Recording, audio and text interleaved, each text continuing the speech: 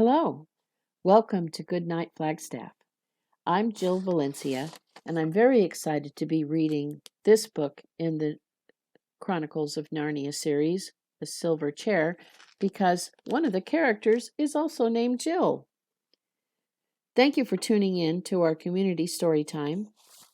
You can find a new chapter from one of our favorite family-friendly books at 8 p.m. each weeknight on the Literacy Center's YouTube channel and on Crater Radio, a local online radio station.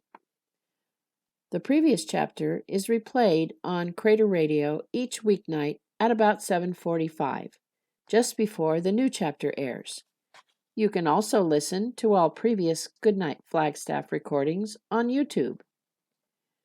We are currently reading from the Chronicles of Narnia by C.S. Lewis, Book 6, The Silver Chair. If you'd like to check out any of the Narnia books to read along with us at home, they are all available in the Hoopla app with your Coconino County library card. Check one out today. Please email us if you'd like to join our team of readers and connect with your community through stories. All ages welcome. Our email is goodnightflagstaff@gmail.com. Last time we read together, Jill Pole, a new character to the series, was being mercilessly bullied at a school that also happens to be attended by Eustace Scrubb, who had returned from his adventures as a dragon and a sailor in Narnia. Eustace confided in Jill about his time in Narnia because she hates their school as much as he does. Once Jill began to believe Eustace, the pair decided to try to escape their miserable school and flee to Narnia. They run through a door and find themselves not in Narnia, but in Aslan's country. The pair is separated, and we concluded with Jill finally speaking to the great lion, Aslan. And now for Chapter 2, Jill is given a task. Without a glance at Jill, the lion rose to his feet and gave one last blow. Then, as if satisfied with its work, it turned and stalked slowly away back into the forest. "It must be a dream. It must, said Jill to herself. "I'll wake up in a moment." But it wasn't, and she didn't. "I do wish we'd never come to this dreadful place," said Jill. "I don't believe Scrubb knew any more about it than I do. Or if he did, he had no business to bring me here without warning me what it was like. It's not my fault he fell over that cliff. If he'd left me alone, we both would be all right." Then she remembered again the scream that Scrubb had given when he fell and burst into tears. Crying is all right in its way while it lasts, but you have to stop sooner or later. And then you still have to decide what to do. When Jill stopped, she found she was dreadfully thirsty. She had been lying face down, and now she sat up. The birds had ceased singing, and there was perfect silence except for one small, persistent sound, which seemed to come from a good distance away. She listened carefully and felt almost sure it was the sound of running water. Jill got up and looked around her very carefully. There was no sign of the lion, but there were many trees about that it might easily be quite close without her seeing it. For all she knew, there might be several lions, but her thirst was very bad now, and she plucked up her courage to go and look for that running water. She went on tiptoes, stealing cautiously from tree to tree, and stopping to peer round her at every step. The wood was so still that it was not difficult to decide where the sound was coming from. It grew clearer every moment, and sooner than she expected, she came to an open glade and saw the stream, bright as glass, running across the turf a stone's throw away from her. But although the sight of the water made her feel 10 times thirstier than before, she didn't rush forward and drink. She stood as still as if she had been turned into stone, with her mouth wide open. And she had a very good reason. Just on this side of the stream lay the lion. It lay with its head raised and its two forepaws out in front of it like the lions in Trafalgar Square. She knew at once that it had seen her, for its eyes looked straight into hers for a moment and then turned away, as if it knew her quite well and didn't think much of her. If I run away, it'll be after me in a moment, thought Jill, and if I go on, I shall run straight into its mouth. Anyway, she couldn't have moved if she had tried, and she couldn't take her eyes off it. How long this lasted, she could not be sure.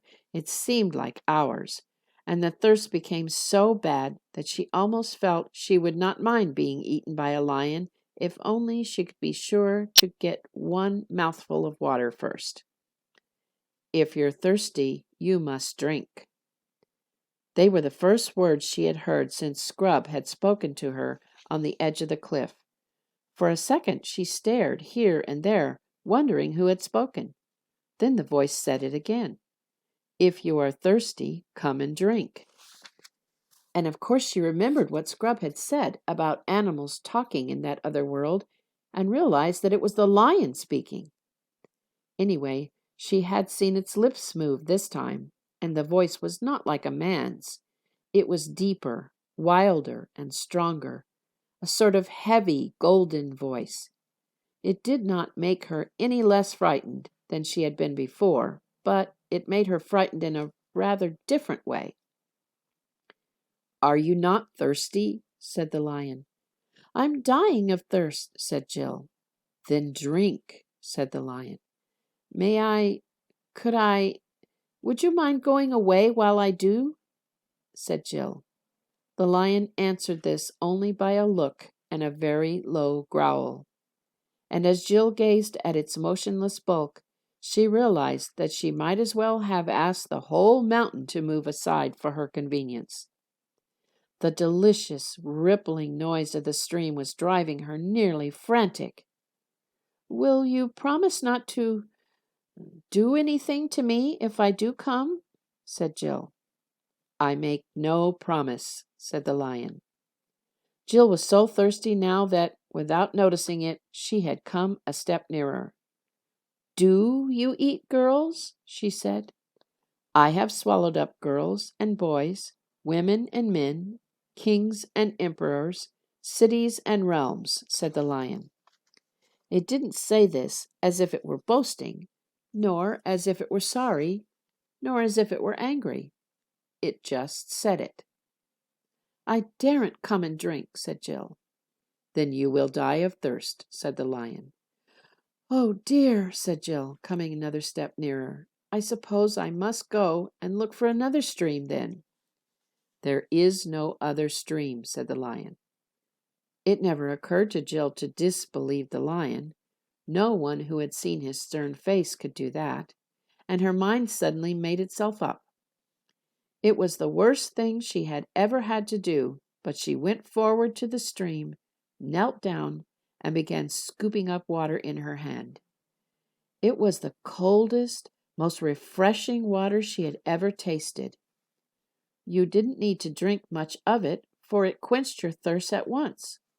Before she tasted it, she had been intending to make a dash away from the lion the moment she had finished. Now she realized that this would be on the whole the most dangerous thing of all. She got up and stood there with her lips still wet from drinking. Come here, said the lion. And she had to. She was almost between its front paws now, looking straight into its face. But she couldn't stand that way for long. She dropped her eyes. Human child, said the lion, where is the boy? He fell over the cliff, said Jill, and added, Sir. She didn't know what else to call him, and it sounded cheek to call him nothing. How did he come to do that, human child? He was trying to stop me from falling, sir. Why were you so near the edge, human child? I was showing off, sir. That is a very good answer, human child. Do so no more. And now, Here, for the first time, by the lion's face became a little less stern. The boy is safe. I have blown him to Narnia. But your task will be the harder because of what you have done. Please, what task, sir? Said Jill. The task for which I called you and him here out of your world. This puzzled Jill very much.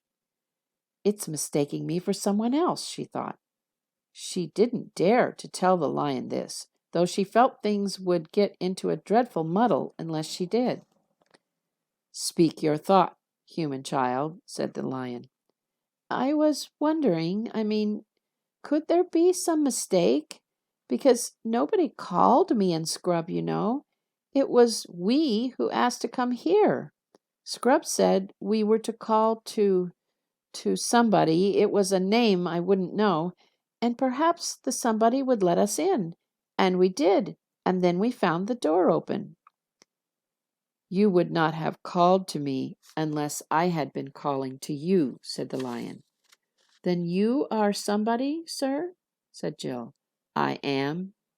And now hear your task.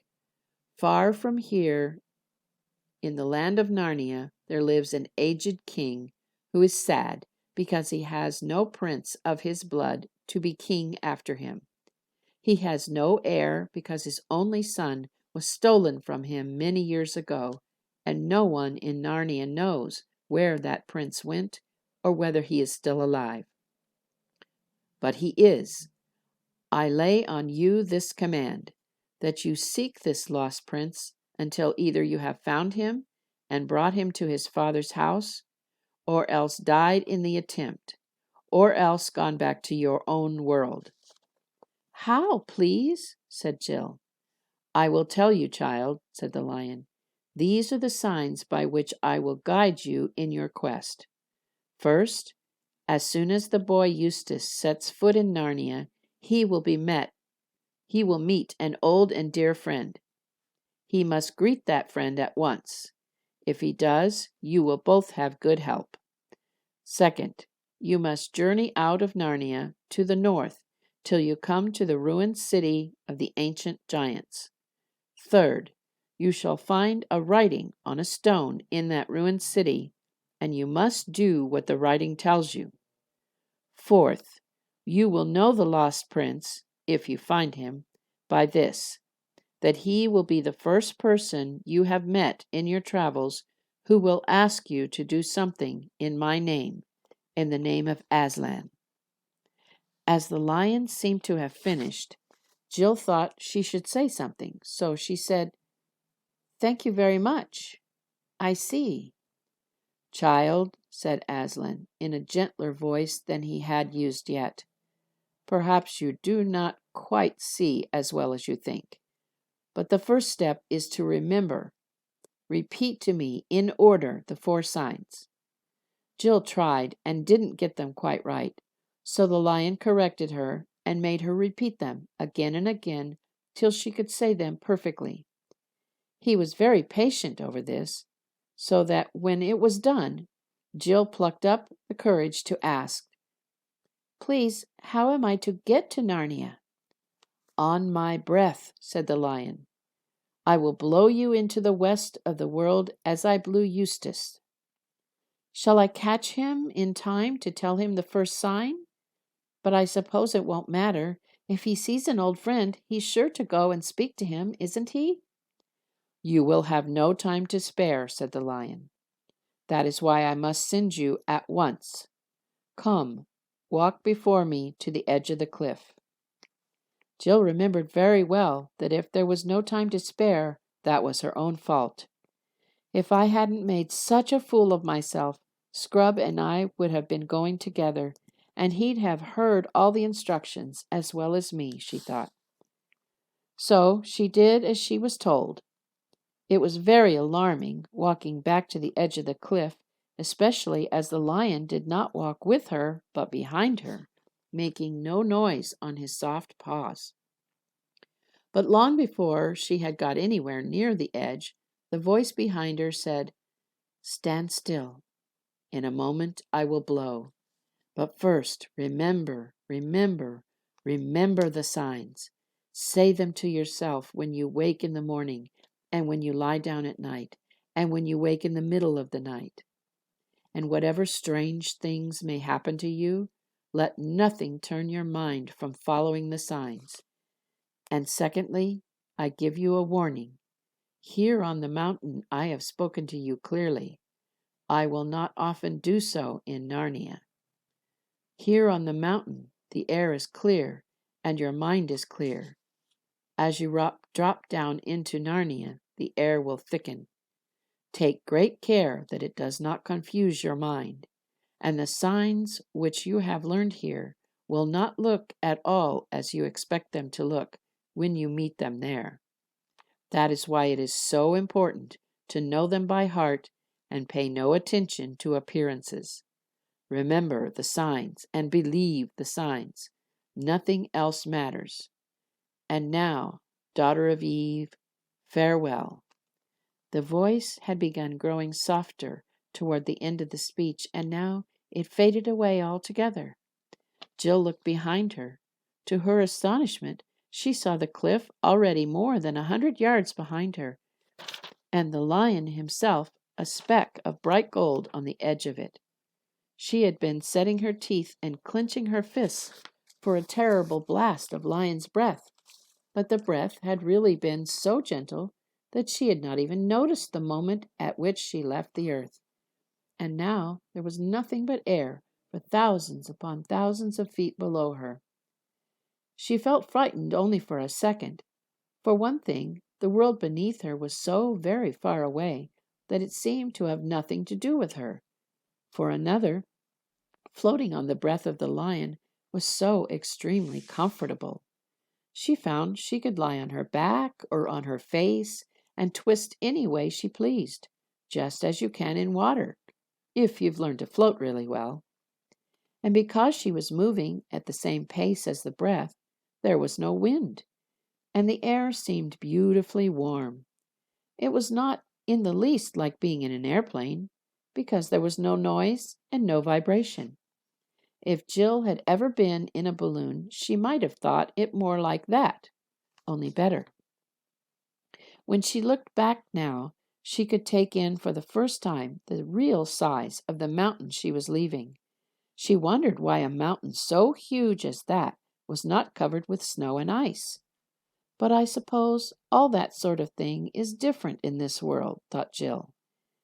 Then she looked below her, but she was so high that she couldn't make out whether she was floating over land or sea, nor what speed she was going at.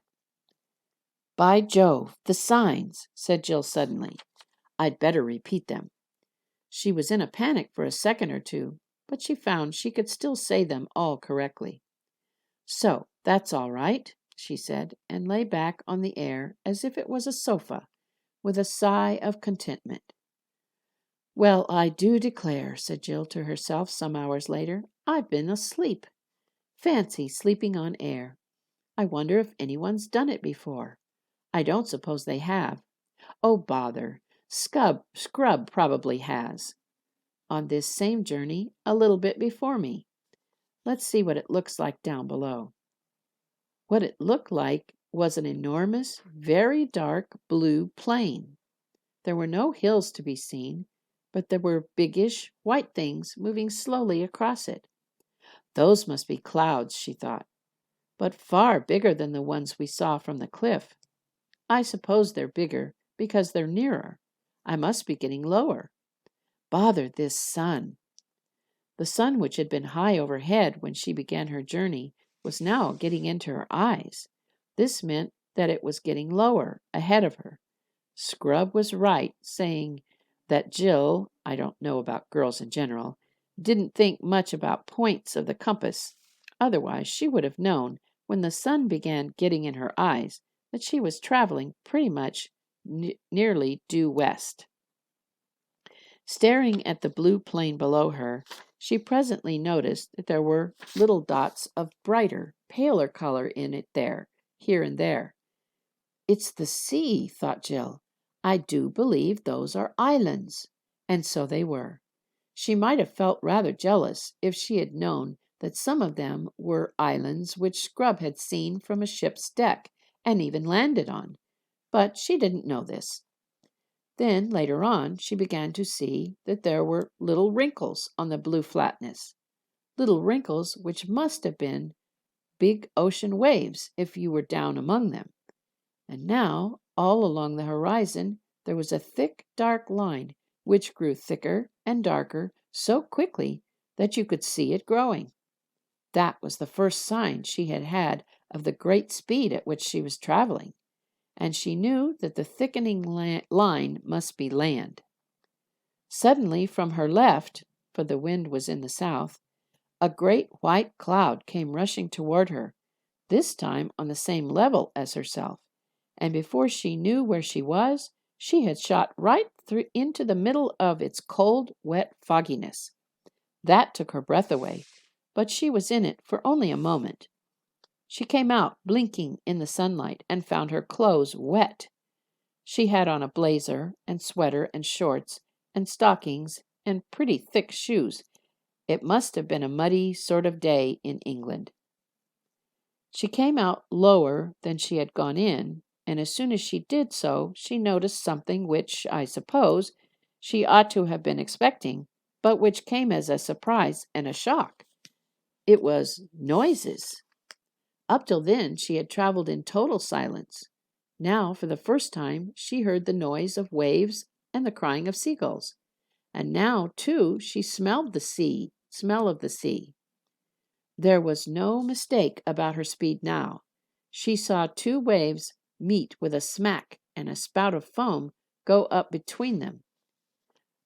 But she had hardly seen it before it was 100 yards behind her. The land was getting nearer at a great pace. She could see mountains far inland, and other nearer mountains on her left. She could see bays and headlands, woods and fields, stretches of sandy beach. The sound of waves breaking on the shore was growing louder every second and drowning the other sea noises. Suddenly, the land opened right ahead of her. She was coming to the mouth of a river. She was very low now, only a few feet above the water. A wave top came against her toe, and a great splash of foam spurted up, drenching her nearly to the waist. Now she was losing speed. Instead of being carried up the river, she was gliding into the river bank on her left. There were so many things to notice that she could hardly take them all in. A smooth green lawn, a ship so brightly colored that it looked like an enormous piece of jewelry, towers and battlements, banners fluttering in the air, a crowd, gay clothes, armor, gold, swords, a sound of music. But this was all jumbled.